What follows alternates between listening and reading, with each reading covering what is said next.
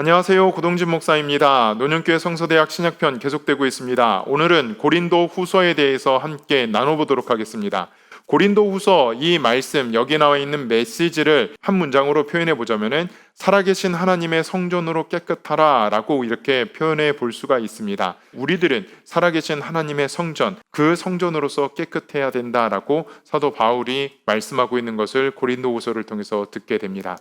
고린도후서 지난번에 보셨던 도표를 보시죠. 3차 전도 여행 중에 쓰여지게 됩니다. AD 57년경에 쓰여졌다라고 이렇게 보고 있죠. AD 56년경에 고린도 교회로부터의 소식을 듣고 나서 편지를 보내게 됩니다. 그 편지 후에 다시 한번 편지를 보내게 되죠. 그것이 지금 남아있는 고린도 후서라는 것이죠. 명칭으로는 프로스 코리티우스 베타라고 하는데 고린도 교회에 보낸 두 번째 편지, 우리나라 말로 고린도 후서라고 이렇게 읽혀지고 있습니다. 기록자는요, 바로 본서 고린도 후서에서 말씀을 하고 있죠. 1장 1절 그리고 10장 1절에서 바울이 이 편지를 썼다 라고 이렇게 이야기를 하고 있고, 고린도 후서는 고린도 전서와 마찬가지로 문체와 사상이 바울의 특징이 그대로 드러나 있습니다. 바울의 신학적인 사상, 바울의 그 독특한 문체들이 이 고린도 전후서에 그대로 드러나 있는 것을 보게 됩니다. 그리고 초대교부들도, 그러니까 초기 기독교인들, 쉽게 얘기해서 초대교회부터 시작해서 이 편지는 고린도 교회에게 쓴 이 편지는 사도 바울이 쓴 편지다라고 확증을 하고 있죠. 수신자들은 우리가 지난번에 보았던 중요한 상업도시인 고린도시에 있는 고린도인들 대부분 이방인이었고 소수의 유대인들이 있었던 그 교회, 그리고 대부분 하층민이었고 소수의 상류층들이 있었던 그 교회, 바로 고린도 교회 교인들에게 쓴 편지이다. 교회가 세워질 수 없는 환경이었습니다. 두 항구, 겐그리아와 레기움이라는 항구가 있으면서 크게 무역으로 발전한 도시, 그리고 또 그 부와 번영으로 인해서 큰 사치와 향락과 음란의 문화가 발전했던 그 도시, 또 그 도시에서 주로 믿고 있었던 신이 아프로디테라는 여신이기 때문에 제의식 자체가, 예배의식, 제사의식 자체가 음란의 문화였던 것을, 그 음란의 문화가 아주 뿌리 깊게 내려져 있는 고린도 지역, 고린도인들과 같다라는 것은 그 당시에 굉장한 욕으로 들렸을 정도로, 또 그렇게 모욕적인 표현으로 들렸을 정도로 그러한 도시, 아주 음란의 상징인 고린도라는 그 도시에 복음이 들어갑니다. 그리고 그 복음이 결실을 맺고 열매를 맺고 은혜의 열매들을 맺어갑니다. 그런데 이내 그 교회 안에 문제들이 생기게 되죠. 그 문제를 처리하기 위해 사도 바울이 고군분투하는 것을 고린도 전서를 통해서, 그리고 사도행전, 그리고 고린도 후서를 통해서 우리는 보게 됩니다. 배경은 이렇습니다. 바울은 디모데에게 전해들은 고린도 소식을 듣고 급히 고린도를 방문합니다. 근데 상심하고 에베소로 돌아옵니다. 그래서 디도를 통해 편지를 한 편 더 써서 보냅니다. 눈물의 편지라고 하는 편지를 써서 보냅니다. 근데 디도가 돌아오지 않습니다. 디도가 돌아오지 않아서 디도가 드로아로 올 테니까 드로아에서 만나자 해서 드로아로 올라갑니다. 에베소에서 목회하는 거 잠시 내려놓고 북부에 있는 드로아 항구까지 갑니다. 그래도 디도가 오지 않아서 배를 타고 건너가 마게도니아로 들어가서 기다립니다. 거기서 빌립보에서 디도를 만나서 고린도 교회 소식을 듣고, 그 고린도 교회 문제가 해결됐다는 소식을 듣고 마게도니아 지역에서 편지를 한 편 써서 내려보내죠. 바로 고린도 후서라는 것이죠. 고린도 교회, 바울과 고린도 교회의 왕래를 한번 이렇게 되짚어 보고자 합니다. 편지를 총 4편을 써서 보냅니다. 2차 전도 여행 후 첫 방문을 하고 나서 제 첫 번째 편지를 에베소에서 써서 보내게 됩니다. 아마 그때 아볼로를 통해서 어떠한 문제가 있는지, 급히 철수한 아볼로를 통해서 그러한 소식을 듣고 첫 번째 편지를 써서 보냅니다. 그런데 이 첫 번째 편지는 남아있지가 않습니다. 고린도전서 5장 9절에서 13절의 말씀을 통해서만 유추해 볼 수가 있습니다. 첫 번째 편지를 써서 보내고 나서 어떤 소식이 들려오냐면은 글로에의 집에서 편지를 써서 보냅니다. 그리고 글로에의 집 사람들이 와서 아주 소상하게 고린도 교회의 문제들을 이야기를 하게 됩니다. 그게 고린도전서 1장 11절에 나와 있는 말씀이고 7장 1절에 나와 있는 말씀입니다. 그 편지의 소식을 듣고 나서 디모데에게 고린도 전서를 들려서 보내게 됩니다. 두 번째 편지를 들려서 보내게 되죠. 여러분, 우리가 3차 전도 여행 때 제가 말씀을 드렸죠. 디모데와 디도라는 사람의 이 성격을 말씀을 드렸죠. 디모데는 온화하고 부드러운 사람이고 디도는 강인한 사람입니다.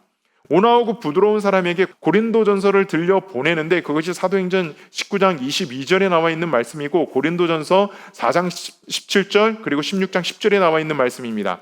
써서 보내는데 디모데가 이 편지를 전하고 와서 보고를 합니다. 상황이 더욱더 악화되었다는 것입니다. 걷잡을 수 없이 악화되었다라는 것이죠. 그것이 바로 고린도후서 10장 10절 그리고 11장 23절 12장 6절에서 7절에 나와 있는 그러한 말씀을 통해서 우리가 볼 수 있습니다. 그리고 나서 사도 바울이 더 이상 기다리지 못하고 에베소 교회 목회하는 것 잠시 놓고 직접 고린도 교회를 찾아가서 치리를 하게 되죠. 그게 고린도후서 2장 1절에 나와 있는 말씀입니다. 고린도후서 2장 1절, 2장 14절 그리고 33장 1절에 나와 있는 말씀이죠. 고린도 교회 직접 방문해서 치리를 하게 됩니다. 치리를 하게 되고 교회에서 문제를 일으키는 사람들을 출교를 시키고 교회에서 내보내게 되는 그러한 일들을 하고 돌아오게 되죠. 그렇게 돌아오고 나서 너무나도 속이 상합니다. 가서 자기가 직접 치리를 하고 직접 말씀을 전하고 고린도 교회 문제들을 해결하려고 하는데 해결이 되지 않았던 거예요. 해결이 되지 않아서 에베소에 돌아오고 나서 눈물의 편지를 써서 보냅니다. 그것이 제3편지라고 하죠. 고린도 후서에 나와 있는 내용을 통해서 우리가 알 수 있습니다. 2장 3절에서 9절 그리고 7장 8절에서 12절 말씀에 보면 눈물의 편지라는 구절이 있습니다. 세 번째 편지를 에베소에서 써서 보내죠. 이거를 누구에게 보냅니까? 디도에게 보냅니다. 눈물의 편지를 가지고 디도, 이 강인한 성격의 디도가 가서 고린도 교회의 문제들을 해결하게 됩니다. 디도 편에 이 눈물의 편지를 써서 보내고 나서 초조하게 기다립니다. 야, 이거 내가 눈물의 편지에 눈물을 흘려서 썼지만은 이게 너무 심하게 한 것이 아닌가? 디도가 빨리 돌아와서 소식을 좀 전해주면 좋겠는데, 그래서 디도와 만나기로 했던 그 시간에 맞춰 사도행전에 보면 드로아로 올라가게 되죠. 드로아로 올라갔는데 디도는 돌아오지를 않습니다. 돌아오지를 않으니까는 더욱더 초조합니다. 만나지를 못하니까 더욱더 초조합니다. 그래서 드로아에서 어떻게 됩니까?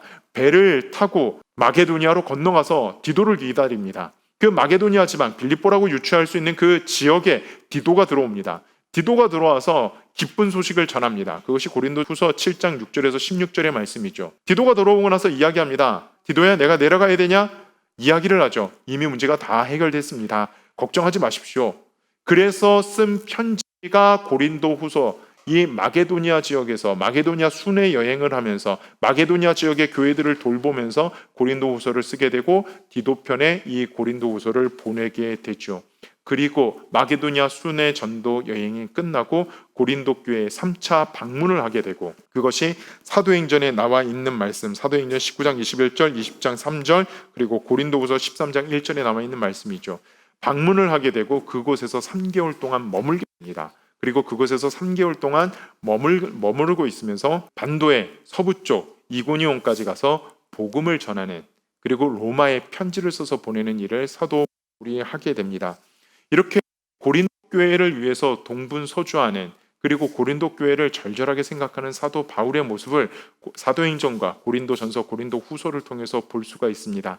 총 4편의 편지를 써서 보내고 직접 갔다 오고 2번이나 방문을 하면서 고린도 교회가 든든히 서 가기를 원했던, 가고자 기도했던 그러한 사도 바울의 모습을, 그러한 목회자의 모습을 보게 됩니다. 기록 연대는 AD 57년경 이러한 모든 여정들, 이러한 모든 일련의 시간들을 계산해서 AD 57년경이라고 우리가 보고 있고요. 고린도전서를 쓰고 나서 6개월이나 1년 정도 후에 편지를 썼다라고 이렇게 보게 됩니다.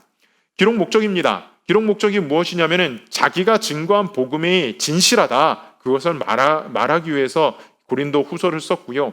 그리고 사도 바울의 대적자들에게 자기를 변론하기 위해서 고린도 후서를 썼습니다.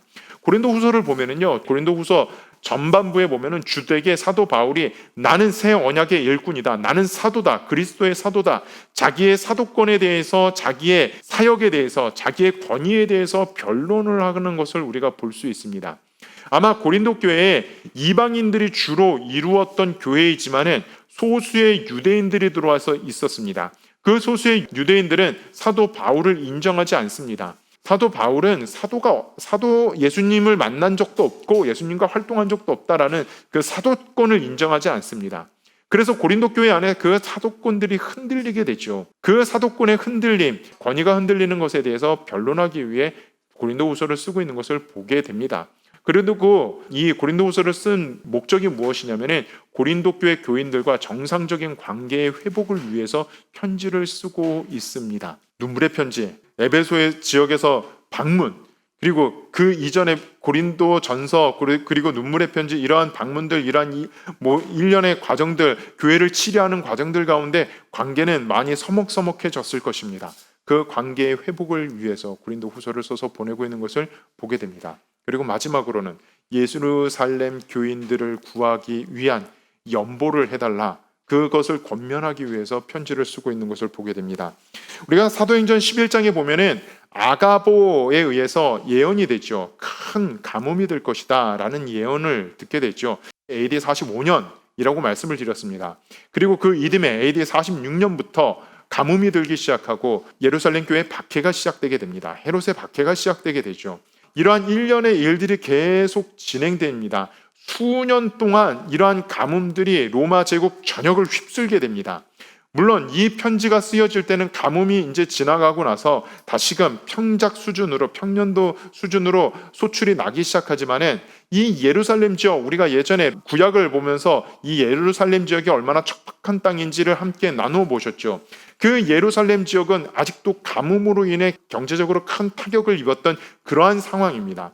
그러한 상황에 이 이방에 있는 교회가 복음의 빚진 자로서 연금을, 그 예루살렘 교회 교인들을 위해서 구제하기 위해서 헌금을 모금하고 있었죠. 사도 바울이 예루살렘 교회에 부탁을 받고 그 헌금을 모금하고 있었습니다. 그 모금을 위해서 지금 호소를 하고 있는 것을 보게 됩니다. 이러한 기록 목적을 가지고 고린도 후서를 썼습니다. 자, 첫 절과 끝절입니다. 하나님의 뜻으로 말미암아 그리스도 예수의 사도된 바울과 형제 디모데는 고린도에 있는 하나님의 교회와 또 온 아가야의 모든 성도에게, 그리고 맨 마지막 구절 13장 13절이죠. 우리가 매 주일마다 듣는 하나님의 말씀입니다.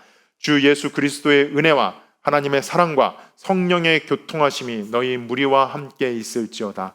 매 주일 예배를 끝마치면 우리 담임 목사님을 통해 들려지는 하나님의 말씀이죠. 바로 축도의 말씀이 바로 이 고린도후서 13장 13절의 말씀입니다. 자, 전체 보기입니다. 1장부터 6장까지는 바울 사역에 대한 설명을 하고 있고 자기의 사도권에 대한 변론을 하고 있고요. 고린도 교회를 향한 격려와 권면, 그 고린도 교회가 회개한 것에 대한 기쁨과 격려와 권면을 하고 있는 것이 8장부터 9장 15절의 말씀입니다. 그리고 마지막 사도직의 변호를 마지막 하고 있으면서 이 편지를 마치게 되죠. 이렇게 세 부분으로 구성되어 있음을 보시면서 편지를 읽어가시고 고린도 교회를 향한, 또 교회들을 향한 사도 바울의 그러한 간절한 마음을 한번 돌아보시길 바랍니다. 오늘은 여기까지 하겠습니다. 다음 시간은 고린도 지역에서 써서 보낸 로마서를 함께 나누도록 하겠습니다. 감사합니다.